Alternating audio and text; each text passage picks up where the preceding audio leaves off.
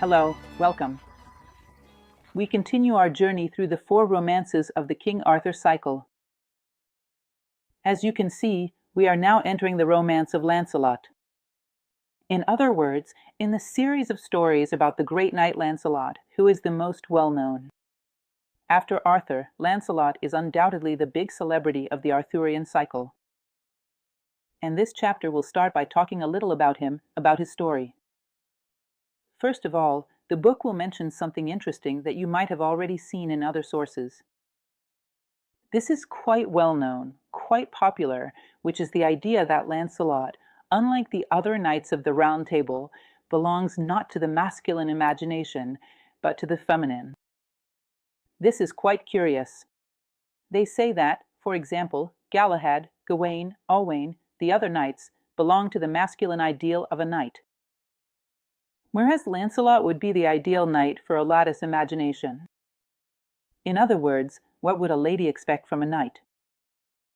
Someone romantic, whose life revolves around their love relationship, who lives, dependent on a love affair, who subordinates their life to that relationship. Of course, you must be thinking out there, no, hold on, not every feminine imagination expects someone like that. I agree, not every feminine imagination expects someone like that. That idea of an exaggerated, perhaps even distorted romanticism, which considers an emotional relationship to be the center of one's life. This is certainly not the typical feminine. It's one case, one of the possibilities of the feminine, when a woman falls into that. In a state of emotional need, where she desires to be loved at any cost, and the center of her life becomes this emotional relationship. So, yes, Lancelot occupies this place that we could call the center of the feminine imagination's ideal. But we know that the feminine imagination often desires things much nobler than that. Don't reject this. It's not unworthy to want a romantic relationship. Romanticism is not unworthy. But the feminine life encompasses many other things. Sometimes, she doesn't want the romantic knight who destroys everything for a passion, but the idealistic knight who builds everything for a dream. We will see, for example, for those who know a bit about the history of Chrétien Jacques, the great historian who writes historical novels based. For example, in Egypt, Chrétien Jacques writes a long series about Ramses, which is particularly interesting for those who enjoy this genre of literature, where, in a particular book, he narrates, in one of the books of this series, which I believe consists of 6 volumes, the moment when Ramses unites with Nefertari, the foremost of his wives, who was a priestess, and at a certain point, according to Chrétien Jacques' imagination, Nefertari would have turned to Ramses, and saying the following, "I only love you because you love Egypt more than me." Stop and think a little about this phrase. I only love you because you love Egypt more than me. In other words, Egypt is not just Egypt, a physical place, a country, but an ideal of perfection, an ideal of virtue on earth, symbolized by Egypt. It's like turning to someone and saying, I only love you because you love goodness, beauty, justice, and truth more than my personality. Because if you love my personality more than you love goodness, we will both decline together. That you lose the ability to correct me in my mistakes. And if I love your personality more than goodness, I also cease to be a positive influence in your life. So we can say that beyond the romantic, needy feminine, there are greater ideals. Now, within this feminine universe of emotional neediness, of needing to be loved at any cost, that's when Lancelot is born with the great reference. That knight who, interestingly enough, is the only one at the Round Table who does this, with his entire life revolving around a passion. Nothing happens in Lancelot's life except loving Guinevere. Everything he does ends up failing. Everything he does revolves around this interest. In other words, a knight endowed with exceptional virtues, but who fails, bound by a passion that becomes obsessive, and that will wound him mortally and lead him to the end of his saga, always bound to her.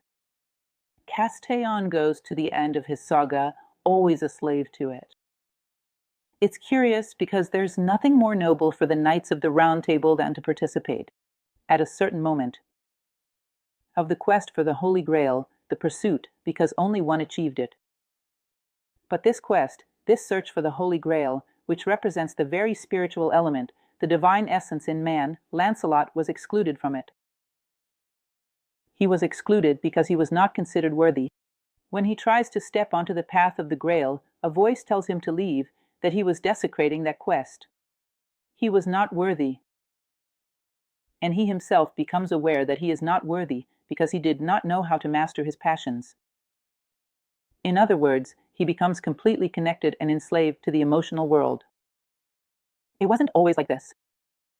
According to Zimmer, he tells us, he gives this overview of this story, especially about the death of Arthur, by Thomas Malory. You know, just opening a small parenthesis, that Heinrich Zimmer bases his work on various sources from that time, that we could list as the main ones: Geoffrey de Montmartre, Chrétien de Troyes, and Wolfram von Eschenbach, and also Thomas Malory. In this case, he will rely mainly on Thomas Malory and the death of Arthur, because there are many versions within the Arthurian cycle.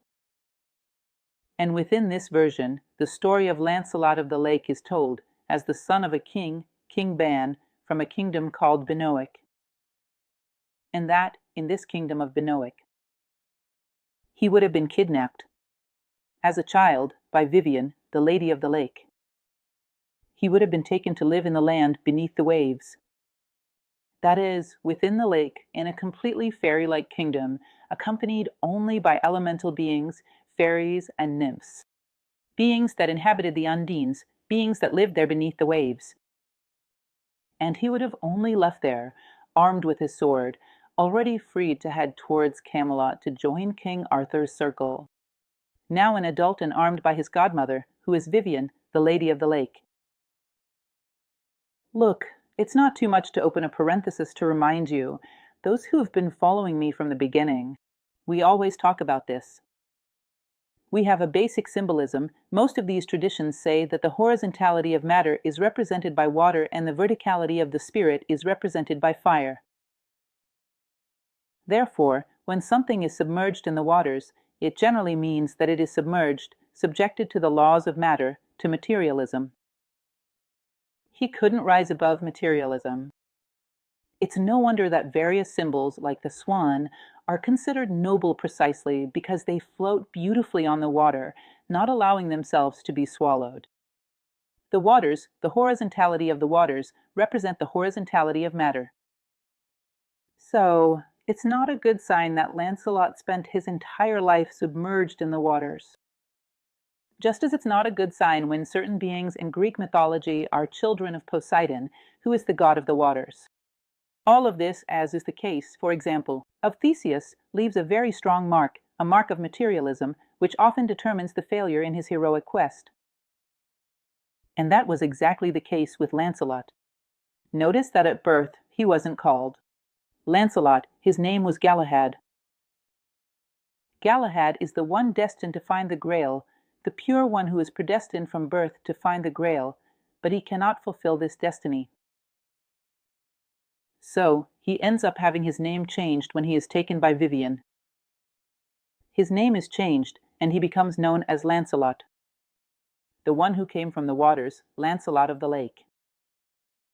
He is the one who will make his journey marked by this need for material, passionate experiences, the one who is destined to live around a passion. So that would be the story, which is narrated beforehand. The story of Lancelot of the Lake. Now, something curious, let's open a parenthesis here, that we will see, is the story of Lancelot's sword. This sword that he receives from Vivian when he emerges from the lake, he is knighted by his godmother, almost like his stepmother, who is Vivian, who raises him in the land. Under the waves, he receives this sword. And the story that will be told from here on out is the story of Lancelot's sword. Before the lance arrived, it is a sword destined to pass through the hands of 3 knights. The first of them was Balin, the savage. Then Lancelot, and finally it will pass into the hands of his son. Galahad or Parsifal, or better yet, Parsifal Galas, because they are both the same character. So, in this part of the story, it tells how this sword ended up in Lancelot's hands, and how it came to be in the hands of his predecessor, who was known as a daring knight, called Balin, the savage Balin, the one of the two swords. Today, let's delve into the story of Balin, the beautiful and tragic story of Balin the Savage. It is said that, on a certain occasion,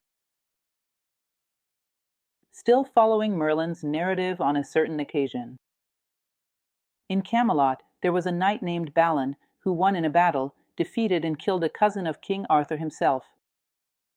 And he would have been imprisoned for that, even though the battle was fair. But for some reason that isn't detailed much, he would have been taken prisoner by King Arthur. And after a year as a prisoner, the Knights of the Round Table appealed to King Arthur on his behalf, for his purity, for his honesty, and they managed to persuade the king to have him released, to set him free. And this knight, after a year as a prisoner, makes his way to Camelot. When he arrives, with great simplicity, very poorly dressed, he was a knight without possessions, with no lineage. Noble, a rather curious event occurred. In the circle of the Round Table, a maiden had just entered, a strange and beautiful maiden, who carried with her a sword, a huge sword, fastened to a belt at her waist. A heavy sword for a lady to carry. And Arthur asks her why she carries that sword. "Why do you carry it, maiden? It doesn't suit you." And the maiden says, "Alas, this sword, I can only rid myself of it. When a pure knight, completely virtuous, without any malice, is able to unsheath it and take it from here. And I came to the Round Table precisely because it is said that the best knights in the world are here, to see if any would be able to unsheath it, if any possessed the necessary virtues to do so." Then Arthur, with great humility, says, "Well, here indeed gather some of the best knights in the world, which doesn't mean we possess the necessary purity for this.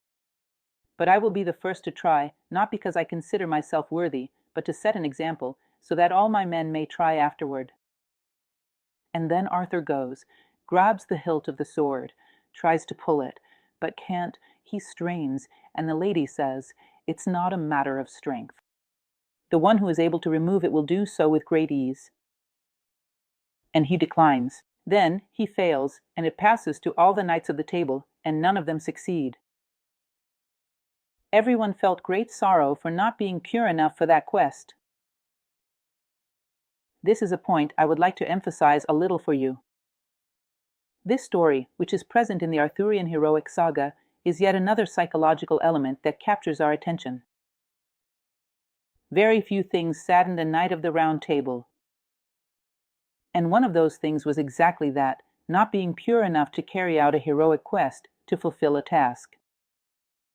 In a certain way, we experience the same thing.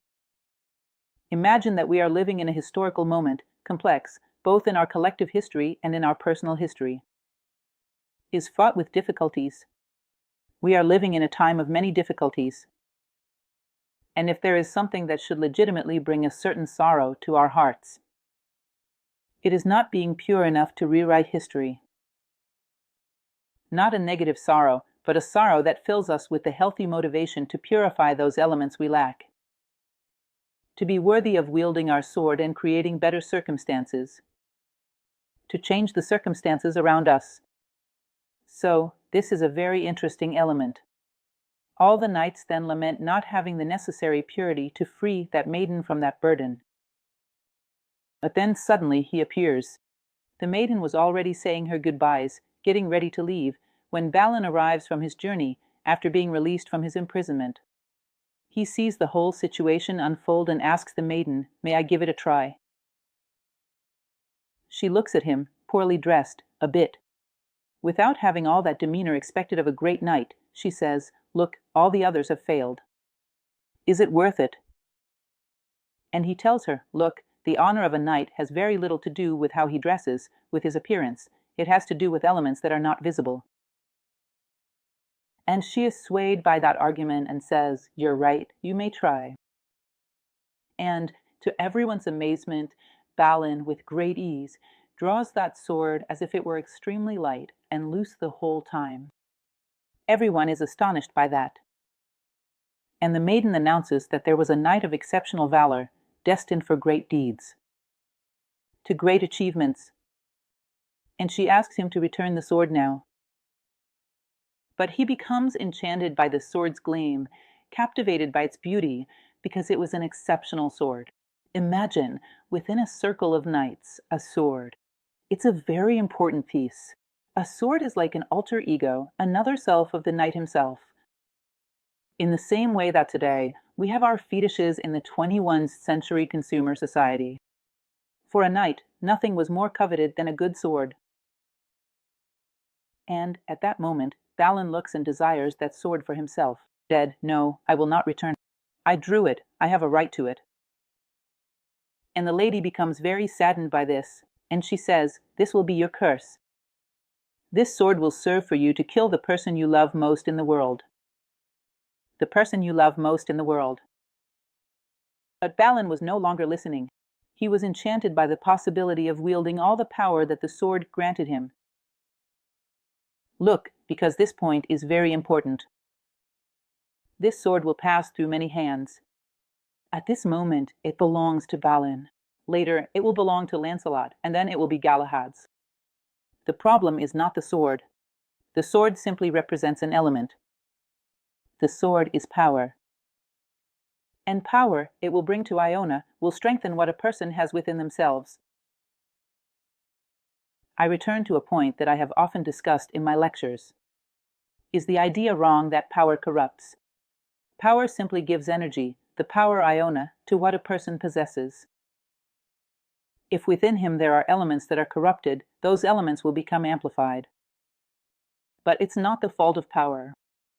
The same power will pass through Lancelot's hands, amplifying his passions, but it will pass through Galahad's hands and amplify his virtues. Remember that phrase I've mentioned to you before, which I really like. From Machado de Assis, who said that the saying is wrong, the one that says opportunity makes the thief. Opportunity creates the crime, the thief is already made. What he means: opportunity, power, the circumstances that they favor what a person has within. If he is honest, they will favor honesty. If he is weak, they will favor weakness. Power is the ability to be, the ability to do, but it is also the ability to betray, the ability to deceive. It simply provides the necessary energy for what a person has within themselves to be realized in the world. At this moment, you realize that Balin's nature, although he was indeed a very pure man who genuinely wanted to serve, still had an untamed nature. Wild one, what will your name be? From there, Balin, the wild one. What does it mean to be wild? What differentiates, for example, a domesticated animal from a wild animal? The domesticated animal is capable of subordinating its passions, its desires, its fury, to live alongside humans, to live alongside children, even when suffering some kind of aggression from these children. Not retaliating, not biting, not attacking, not being aggressive. In other words, what characterizes a domesticated animal is the ability to master its more coarse passions, its violence, its aggressiveness. Whereas the wild animal does not have this power. In other words, it was as if Balin was still a wild colt. And it is precisely this wildness, this rebelliousness, this lack of control over his passions, his anger, that will be amplified by the sword. The first mistake he makes is right there. Rebelliousness. He does not heed the good advice of the lady, who takes for herself the sword that will seal his fate. Shortly after he takes the sword and the lady departs, deeply lamenting what has happened. Appears at King Arthur's court, none other than Vivienne, the Lady of the Lake. She approaches Arthur and asks him for an old favor that he owed her. And Arthur tells her to ask for whatever she wishes. She says, well, I ask of you, O King, to grant me either the head of that lady who just left, or the head of this young Balin, who just took the sword. Both owe me certain favors, both owe me for certain crimes they committed against people I love. Therefore, I want the head of one or the other." And Arthur becomes very distressed and says that he could not grant her those two favors, that she should ask for something else. But it so happens that Balin was still at the court, and this happened.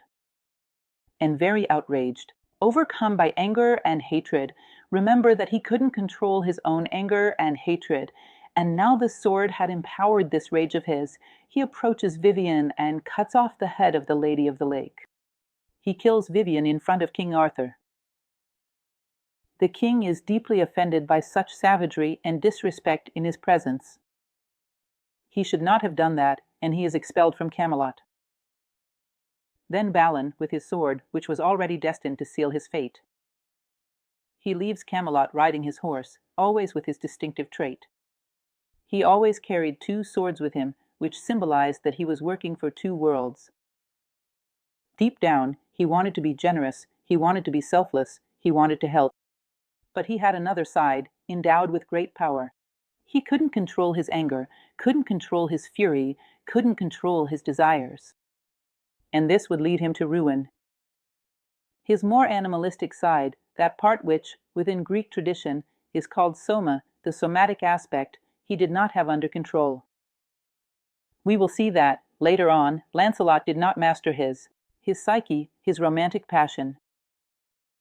Whereas Galahad, later on, will become master of his own nose, working in subordination to his spirituality. These are three moments as if they were a single hero, going through stages of growth, defeat, rising again, and continuing to fight.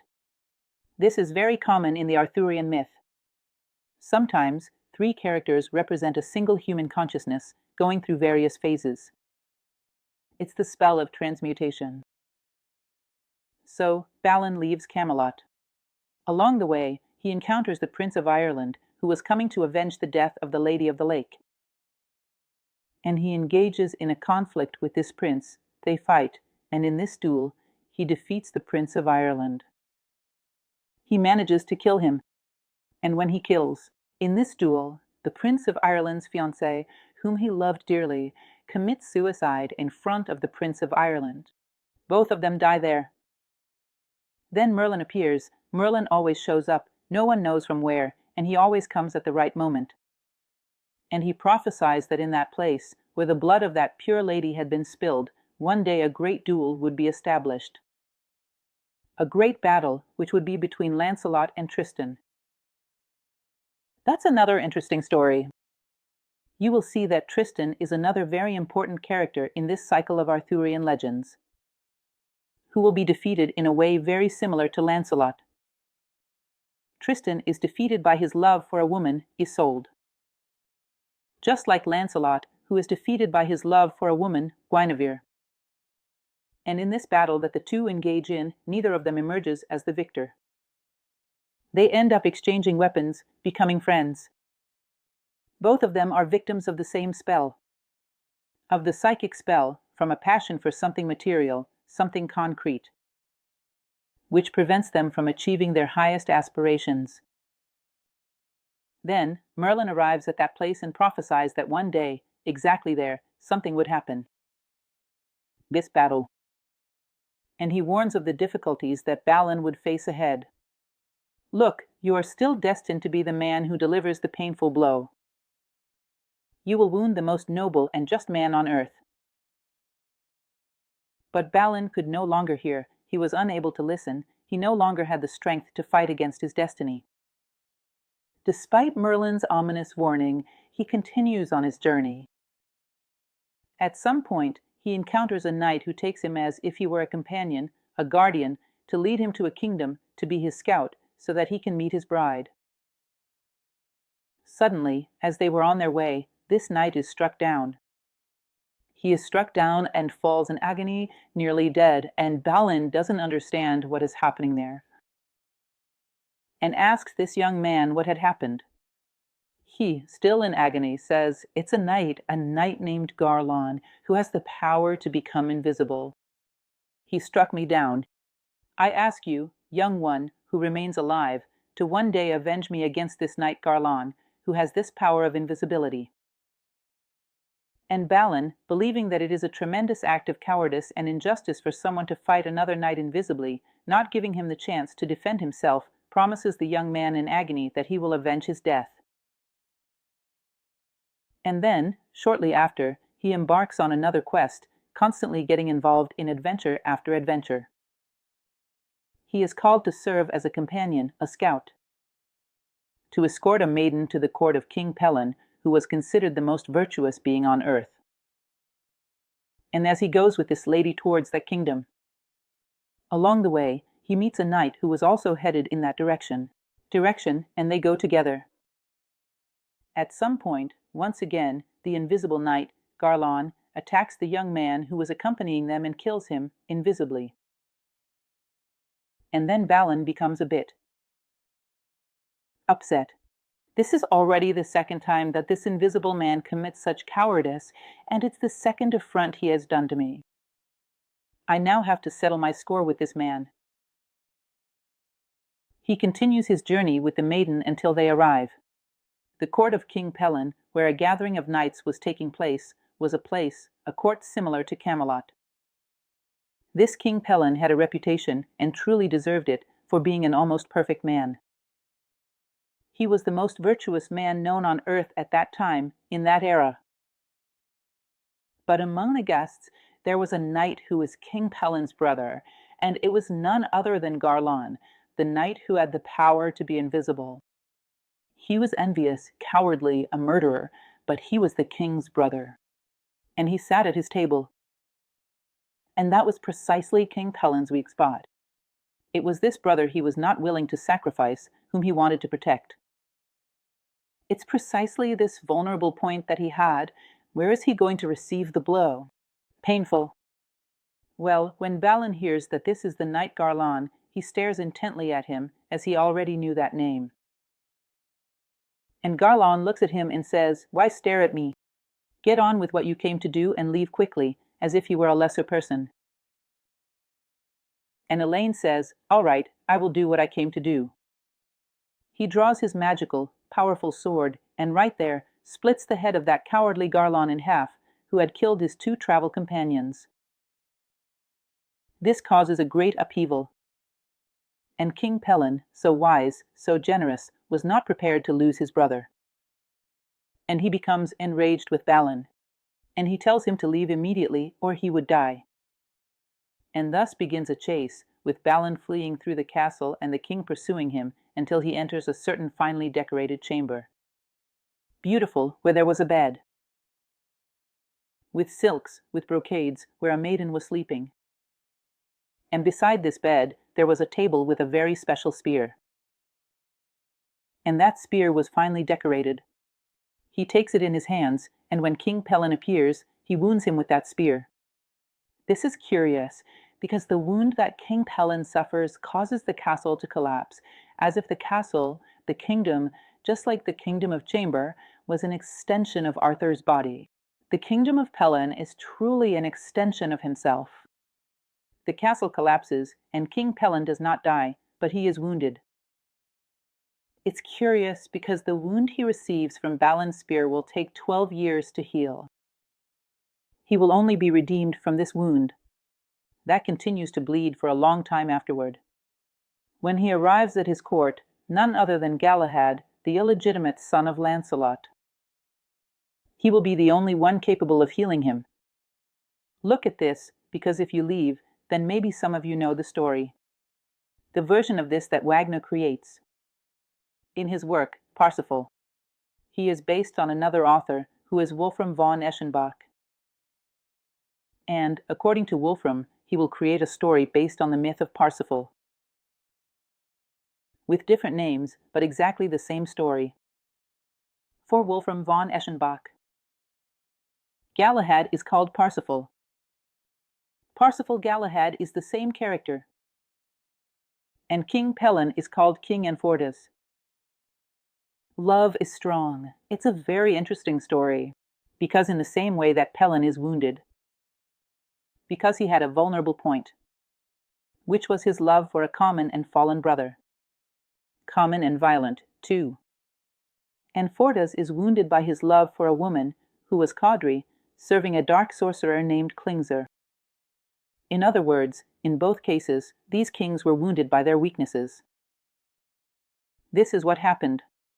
They were able to be restored when the pure, virtuous knight, who had closed all the wounds of his desires, come visit them. And it allows them, through the example of this knight, who is Parsifal, who is Galahad, to heal themselves.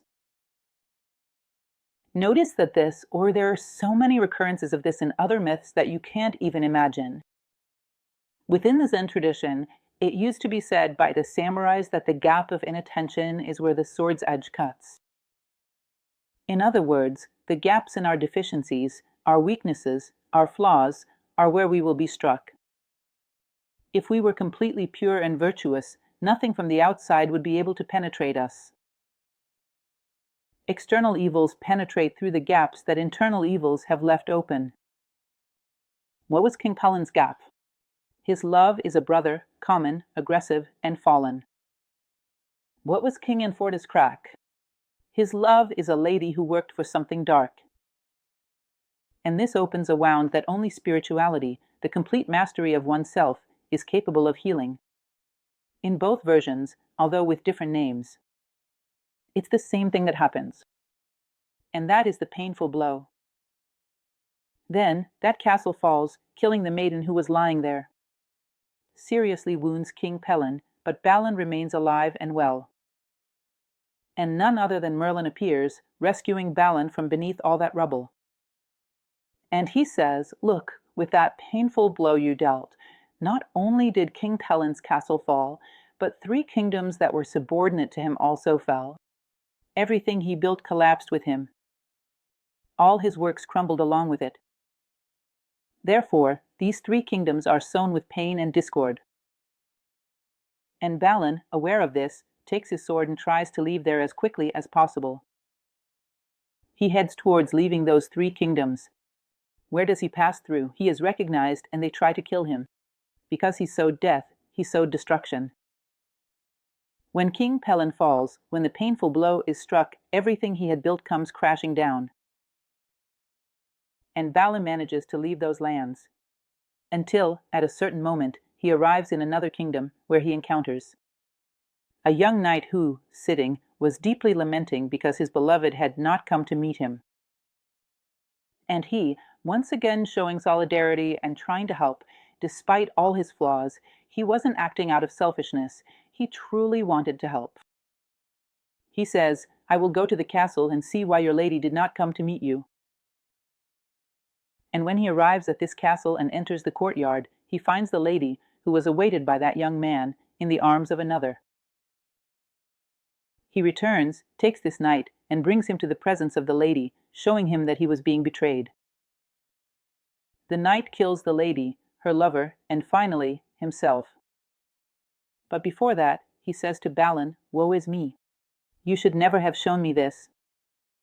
My pain would have healed, but now it will never heal." And ends up killing himself. And Balin once again looks at the result of his actions, which was always destruction. He wanted to do something constructive. He wanted to help.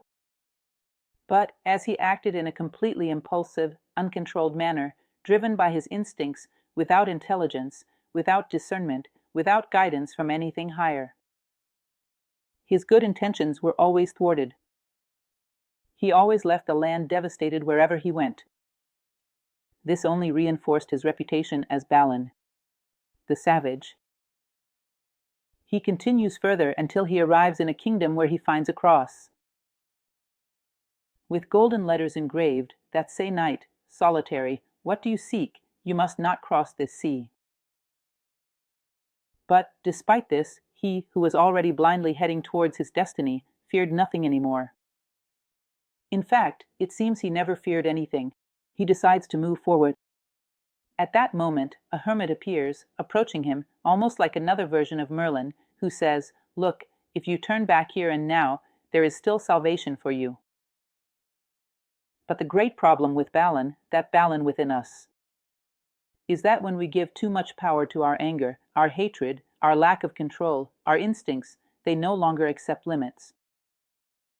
They don't know how to obey limitations. They go like a downward spiral to the deepest point. And so it was with Balin.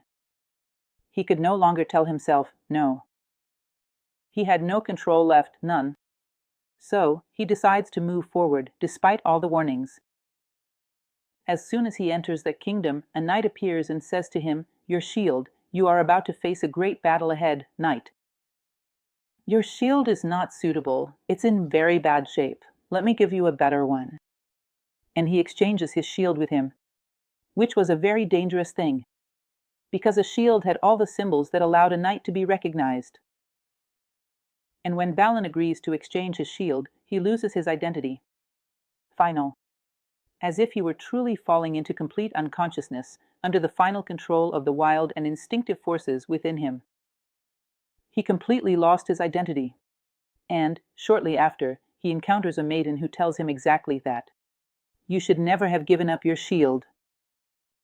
It was the last sign of who you were that still remained. From here on, you are nothing more and can no longer be recognized by anyone. And he, despite that, continues on, in an almost suicidal way. He no longer had any control. Further ahead, he encounters an armed knight, dressed in red, who was defending that kingdom. That was the kingdom of the mothers. It was a kingdom where no stranger could enter. And he was the guardian. And Balin, without a second thought, arms himself and goes to meet him. The knight in combat, hoping to defeat him quickly, with his powerful sword, expected to defeat him swiftly, just as he had vanquished all his enemies throughout his life. But that night was not easy. The two fight, until they both fall mortally wounded. And when they fall, already mortally wounded, it falls. The shield of that knight in red. And Balin sees that it was none other than his brother, Balin. His twin brother, who was born alongside him, whom he loved dearly and had always dreamed of finding throughout his life. His other self, the one who had remained true to himself. That alter ego, that other self, that he could have been if he had known how to control himself. And his brother does not recognize him, but when he is already in agony, almost dying, his brother comes, very wounded. Also, he removes his mask, his helmet, and he recognizes his own brother. Woe is me, Balin. We who loved each other so much, now die together. In the same way we were born together, we die together. And then they fall. So, the two brothers, who only reunite, despite loving each other deeply, only meet again in death. It's like yin and yang, only in this moment is Balin complete. He finds that other half, which, if he had found earlier, he would not have been a prisoner of his own wildness. The two are buried, and in that kingdom, the queen knew her defender very well, who was Balin. She writes on his tomb, pays him a tribute, but Balin remains in an anonymous grave. No one knew who he was. Until Merlin arrives at the lake and orders that an inscription be made on that grave. That there lay Balin, the wild one, who died fighting his own brother. Retrieve that sword. And he orders that it be inscribed on the hilt of that sword, that it would one day be wielded by a great knight named Lancelot. And with this sword, just as Balin had killed, one day Lancelot would kill his greatest friend and brother of the Round Table, who was Gawain. This was predestined.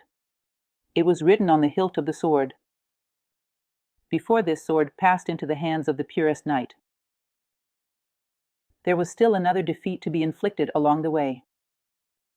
Here, Balin lost to his more physical, instinctive, wild side. Lancelot would lose to his uncontrolled, passionate psyche, and only when this sword came into the hands of Galahad, Parsifal, Galahad the Pure, only then would it become a sword of victory.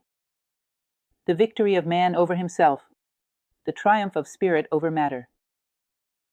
Only Galahad would be worthy of this achievement. And so we conclude this story. Next, we will continue with another adventure, one of the fundamental adventures in the story of Lancelot, still within the Lancelot cycle. This is the moment when his son, Galahad, is conceived with Elaine, the daughter of King Pelles. Very interesting, very beautiful. Let's continue. See you. Till then.